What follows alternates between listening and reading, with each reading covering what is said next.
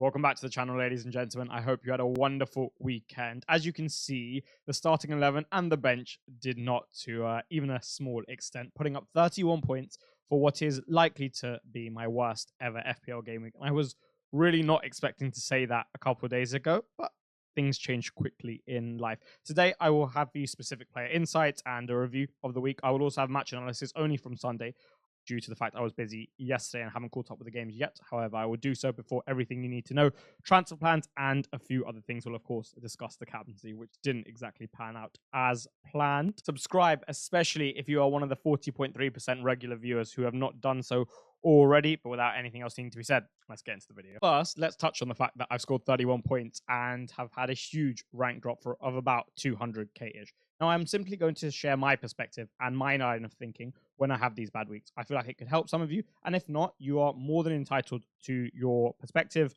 Neither is right or wrong, just whatever works for you and you think is the most appropriate. For me, I don't mind it too much. I don't feel particularly different to how I did come Friday night, Saturday morning. I've said on this channel before that what appears to be bad is not always so. You don't have to agree with that philosophy, but that is something I try to live by and certainly employ within FPL. How this can be good, I'm not sure exactly, but I have faith that it could be so.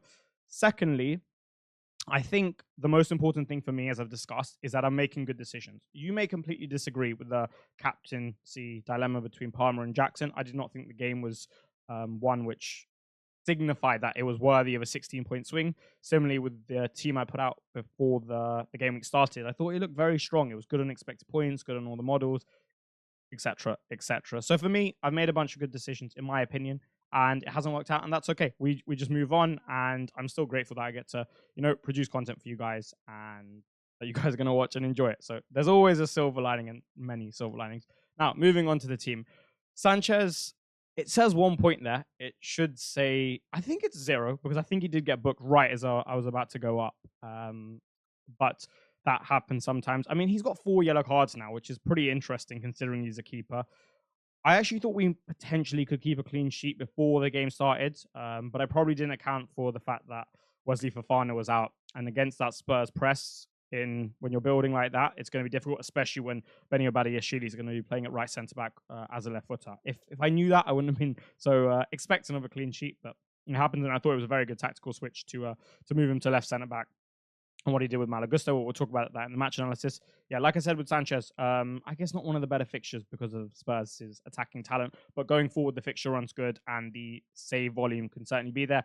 People ask about him potentially getting dropped. Yeah, it could happen. I do think, for example, you saw a much better performance and secure performance from him in the second half because of the pressure release of having Badiashile to his left as opposed to right. And we'll talk about that in the match analysis. But now I think he'll be okay. I think Enzo Maresca's shown that he likes Sanchez. He's spoken about that.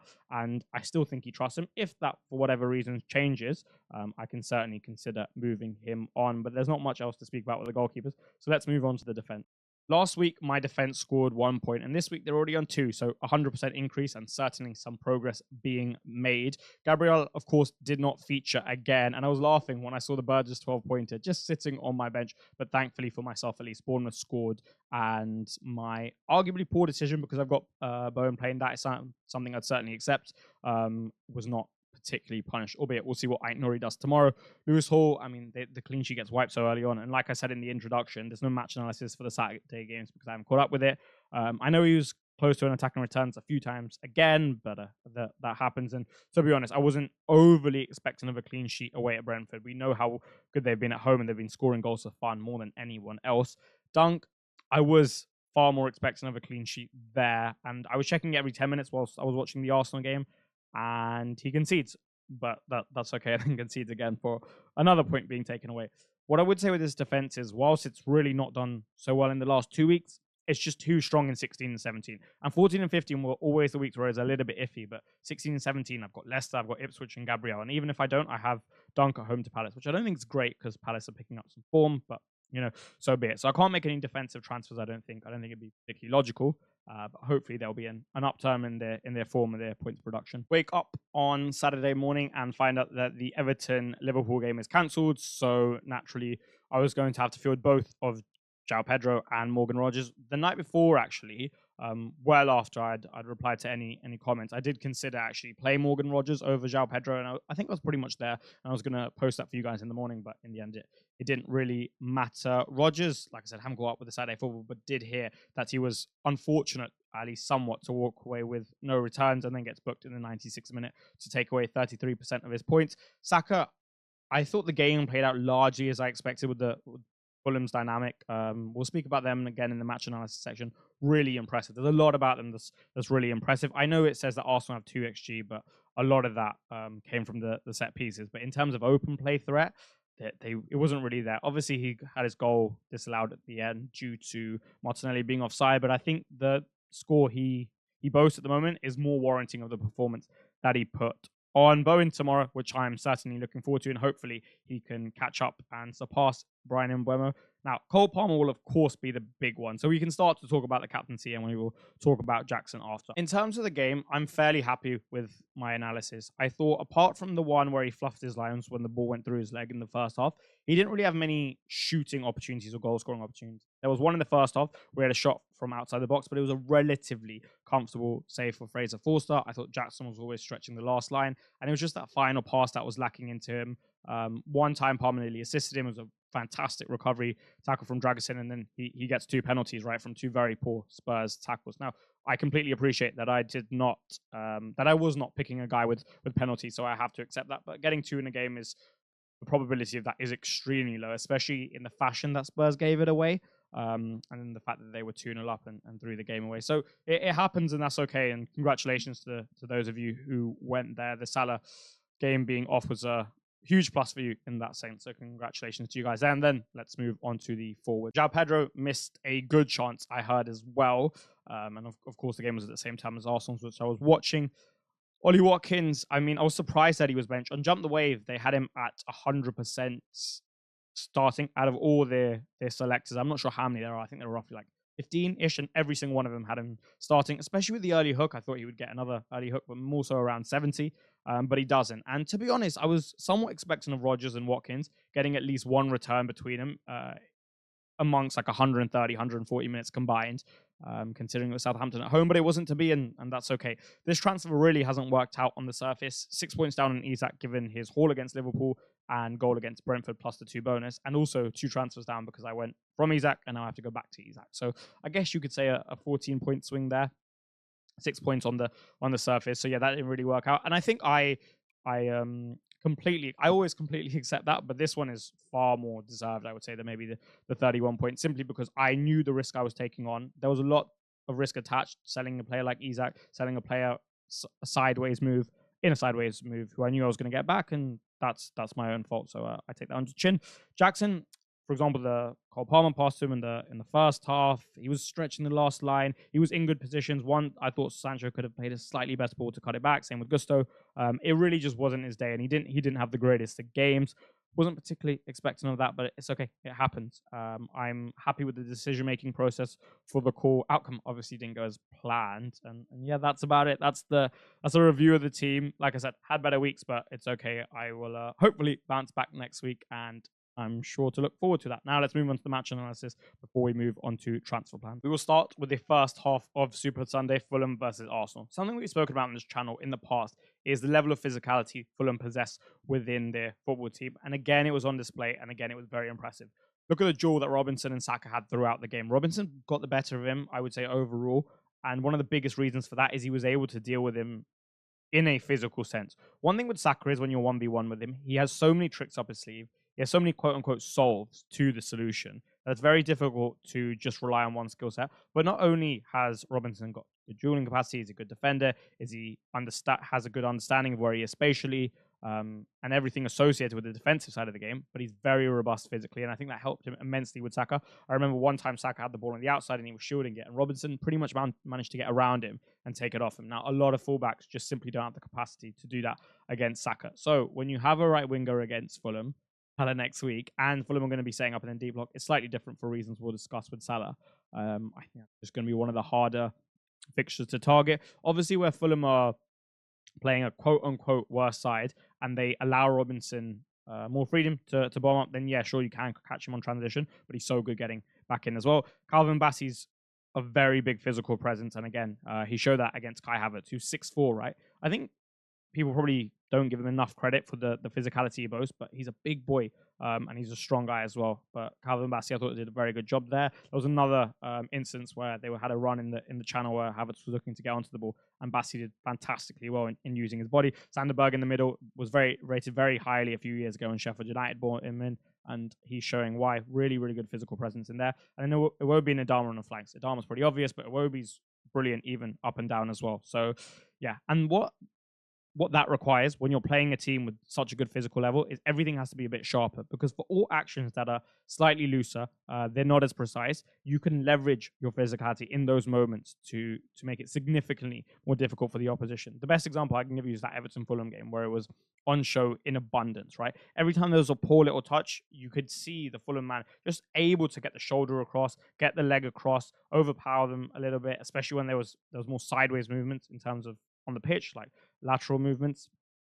It's very, very difficult to play when everything's not as sharp against this level of physicality. So when going to Craven Cottage, that's certainly something to consider if you are looking to maybe captain or bring in someone. The other thing is they're so well coached. They are brilliantly well coached by Marco Silva, right? There's not too much space between the lines. And when you do pick it up, for the reasons I've just discussed, and for the spacing in terms of their block and the compactness of it, it's very difficult to punish them. The best example I can give you is the game that just occurred between Brighton and Fulham, right? Matt O'Reilly found himself consistently stationed between the lines in that right-hand side 10 pocket, right? And he's playing as a right 10, with lesser defensive responsibilities, I would say, than a traditional winger, given Brighton were playing a back three. But because he isn't that type of player, because he's not like super sharp in those small spaces, right? Because you have different small space situations. You have ones where you're going to be receiving in the pivot against a high press, for example, like at times today in the Chelsea Spurs game, but you're also going to have that type of small space quality, which you need. And what was on display wasn't a player who was unbelievably proficient in that, and it's not a skill set, so that's fine. But Fulham did a fantastic job of nullifying any threat as a result, and the only real threat that came from that side was from Aderinga through the fluidity, right? So just waxing lyrical about Fulham, because I was really impressed and have been this year. One thing I would say about Arsenal is in these type of games, and I've seen it before, can be a lack of open play goal threat at times. And without Tim on that right-hand side definitely struggled. I feel like the usage of triangles that Johan Cruyff spoke about is so important when sides know how dangerous they can be and set up accordingly. I think Saka and Odegaard really profit from having an extra man who is comfortable in those small space combinations, has the physicality to go up and down, can defend for them as well. So maybe tracking back isn't as important, offers them underlaps and overlaps, allows Odegaard to pull if ever need be, to drop in a little bit deeper to get things going. And yeah, not having Timber on that right side, I thought had a huge effect. He was okay on the left, but just nowhere near as effective, especially when he's not playing with the likes of Saka and Odegaard. He's got like Trossard and Rice. So the question then becomes is, does he move back to that right-hand side? Well, the reason he was playing there was due to injuries, right? No Ricardo Calafiori on that left flank. Against Everton, we're going to talk about in transfer plans. I think there's more chance for him to go to that right side, specifically for that type of game, and we'll speak about why. Probably not much else to say on Arsenal, apart from the fact that if he isn't to play there, and they are to continue to have these defensive injuries in their ranks, then their creativity against these type of sides could go down. I think they definitely favour a game which is more transitional based, like one Spurs gave Chelsea today, as opposed to having to break down lower blocks consistently when the physical level of the team is so high, resultant of the attacking dynamics currently. It's a thing that's been said about Ange again and again and again with regards to his system and his philosophy and his approach, that it's unlikely to work in the Premier League, because at least in the current moment, you need a certain level of pragmatism, even if you are the best team in the league in a Manchester City or an Arsenal or Liverpool, whoever you think's the best, right? And they don't have any of that. They're 2-0 up, right, inside 10 minutes against a very good Chelsea side, and they don't shut up shop in any sense, right? And they allow a side full of attacking quality, in good form, straight back into the game.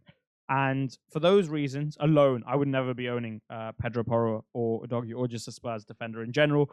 But also the attacking threat of Pedro Porro is significantly down. I know he got an assist today, but it's not like he did too much for the assist. Kind of just laid it into Kulusevski and then the Swede did the rest. And honestly, I don't really see it changing for Spurs. Van de Ven and Romero, I was so surprised when I saw them on the team sheet. I mean, my mate were talking about how it's unlikely that they're 100% fit and both go off with injuries. There'll be more unrest with the fans. They've got a game at Southampton. Honestly, I don't think it's a good time to play Southampton, right? Because you lose there, then it'll get really toxic inside that club, and it has done before. But they'll be without both of them. Most likely, the players aren't really in form. There seems to be a real bad vibe around the club at the moment. So I'm not sure it's going to go great there. Moving on to Chelsea. As I spoke about early in the video, having a left footer at right centre back, especially when they're not super confident in build up against a high press, is very difficult. You have this unconscious body orientation that everyone will have it to receive in a certain manner, given which footed you are, either left or right footed. Benny Badiashile is left footed, right? So when he's receiving from Sanchez, who's also a right footed, so the pass is coming in, the angle of the pass is likely to be going inside as opposed to curving out. His natural orientation for his body will be to play the pass inside as well. But against a high press, where there's so much pressure in the middle anyway, and you're getting pressed, it just makes you very error prone and susceptible to playing a poor pass and into one of the opposition or losing the ball. Whereas having a right footed there, at least you have the pressure release of going on the outside and beating the press like that, because you're not going to cover the wide area as much with that type of press. And it was difficult for Chelsea in the first half as a result at times in build-up. I thought Romeo Lavia was unbelievable in what he displayed in terms of his ability on the ball to play out and his press resistance just in general. And he helped us immensely. And without him, it would have been very difficult, specifically with that first half structure. But then he changes it, right? And he moves Malagusto into that right centre-back role and puts Badiashile on the left, where he seemed a lot more comfortable. And we played a lot better as a result. In terms of the game, exactly how he's expected. Honestly, a little bit more so in terms of the basketball element than I thought. I thought it'd be a little bit more pragmatic, but it really was just up and down, and both sides could have scored more goals, but they didn't. I thought the general quality in terms of the final pass, the final finish could have been a little bit better from both sides. Definitely could have been better, right? But it was just one of those games when we still finished with 7 goals, so a very good watch for the neutral at least. And yeah, that's it. They're going to make you play basketball, Spurs, especially when you're a team like Chelsea and you have runners and the quality to play between the lines. So didn't learn too much there. Just a lot of waxing lyrical about Fulham, and then Arsenal with Timber on that left to right side is, well, it presents a completely different dynamic for FPL managers in how they should approach games. I thought the man who put up 36 points for a lot of you this week deserved a mention as well. Really good game from him, and in so many small instances he demonstrated his actions which just show that he's just a cut above, and there were so many good things about his game today. Again, I still stand by my analysis in terms of I don't think his goal threat was massively there this game. I didn't think it would be beforehand, and he got 2 penalties, so be it. But in terms of the performance, really, really, really good for him, and I just thought I'd give a shout out to your captain, and that's pretty much it. Also, the second penalty in particular was magnificent. I certainly didn't expect a Panenka, and the way the ball still had the underspin on it and was traveling to the net, whilst Fraser Forster was simultaneously getting up, and the camera shot that was taken at the time was, I thought, brilliant, and he just is a magician, and congratulations on the point. Transfer plans. Now, I am very likely to do the move I've spoken about many a time in the moving out of Ollie Watkins and bringing back Alexander Isak. The one thing in my mind is there ever a possibility and ever an instance where Alexander Isak gets benched? Callum Wilson's there, and at some point he has to start. Does Eddie Howe favour a system where he has those two up top? Gordon's just had his rest, so Isak's likely to play off the left if Callum Wilson does come into the side and he's not willing to play with the front two. But then Gordon's had a rest. He's also looked a lot better off the left. Is this a really good opportunity to just rest Isak once? Potentially, maybe in the Ipswich game as well, in which case I probably prefer Watkins, right? Because I'm going to get more minutes, significantly more.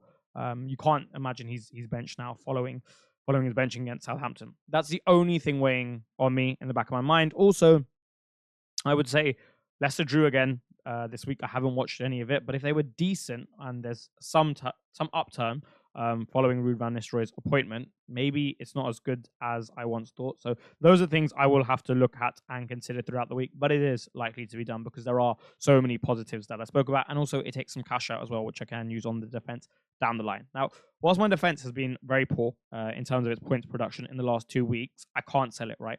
Lewis Hall has Leicester at home, Ryan Aït-Nouri has Ipswich, Gabriel has Everton at home, and if he's not there, then Dunk for Crystal Palace home, which I don't love, but I can't make a move, right, to sell one of those guys in that move, okay, in that week. So I'll have to deal with it. 17, Lewis Hall and Right now, Nori will also have Leicester in it, so it's just the flip way around. And then you've still got Gabriel with a pretty decent fixture. I was thinking about getting Timber, and against Everton, that's definitely a fixture whereby you're not going to concede too much in terms of attacking threat from the other way, and there's definitely going to be the opportunity for him to return points, given the positions he's going to take up and given how much of the ball Arsenal will have. I also think he could potentially play right back. However, if he is to play right back, surely it would be Zinchenko from left back, knowing that you're going to have a lot of the ball. And Everton don't boast maybe the most fearsome wingers in terms of physicality and transitional threat, especially on that right side. So can Zinchenko play? But that would also mean that he's the one that's likely to pull into those areas right on that left, in that left half space and in those pockets. And then what does he do to form his back three? Does he drop Rice deeper and allow Zinchenko to take up those central spaces? Okay, maybe, but Zinchenko's probably not going to be bursting into those advanced spaces as much as Rice does. So does that mean Timber has to play right centre back as opposed to being more fluid and arriving in those pockets with Saka and Odegaard? Just something to consider. And I'll definitely will consider it because this is an option for myself.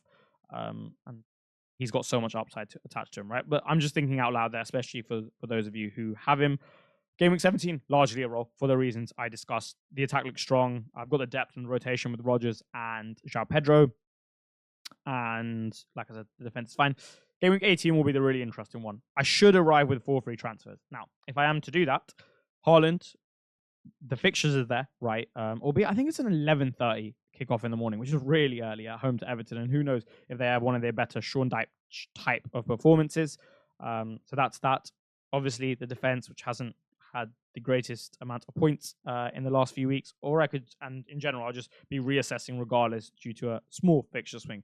Could Phil Foden or Kevin De Bruyne be an option by that time? Josko Gvardiol, if he's playing an attacking role, will be magnificent for those fixtures. So all of those things I will consider. I spoke about Big at the Back potentially coming back and needing a whole restructuring of the squad. So with 4 free transfers, even if I need to take a hit, when you're making 5, I guess the opportunity cost is significantly smaller. So those are all things for me to think about and same with you guys. And that's about it for this week. And that is all she wrote for today, ladies and gentlemen. Of course, in terms of the points, I've scored 31 this week. Terrible. The rank drop, it appears to be terrible, but hopefully it can somehow work out for my advantage. If you have had a good week, if you have had a great week, congratulations and long may that continue. As always, thank you so much for the support, and I look forward to everything you need to know on Wednesday. It'll certainly be an interesting one, Salah versus Palmer captaincy, and a variety of other things. If you are one of the regular viewers, especially who haven't subscribed, or if you're new around here, consider doing so. Have a wonderful Monday and Tuesday in the meantime, and I shall see you then. Goodbye.